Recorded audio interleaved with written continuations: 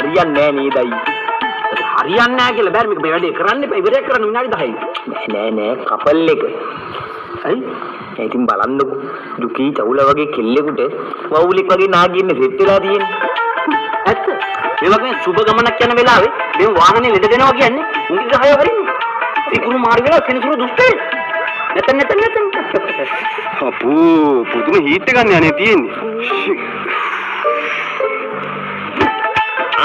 මොකෝ හදිස්සියේ විනාඩි 5ක් ඉන්න හදලා දෙන්නම්. නේදයි.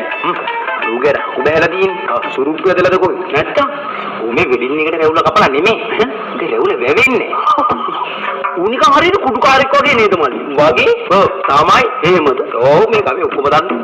මේකම ඔව් මේ පොඩි දෙක තමයි මේ කියලා තියෙන්නේ. ඔව් වෙඩින් එකට කලින්. ඔව් මට නිකන් මිනිමරුවෙක් වගේ වෙනවා තියෙනුගේ. වෙන්නේ ඒ කියන්නේ මේ ගැලපෙන්නේ ඌ. ඒක හරියන්නේ නෑ නේද?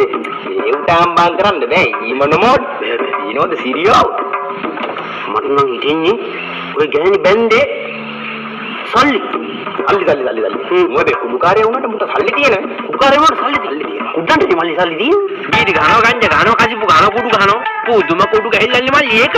මිනිස්සෙකුට පුළුවන් බං එහෙම කුඩු ගහන්න. කුඩු විතරක් නෙමෙයි ඔක ගෙව්වේ. ආපෝ කතා කරන්නේ මෙතන. ඔය කතා කරන්න එපා. නිකන් මේ පොසුල මේක වගේ පේන්නේ නැද මොකද කැත විතර. නැත්තම් මට නෝක පිරිමෙද්ද කියලා සකයි.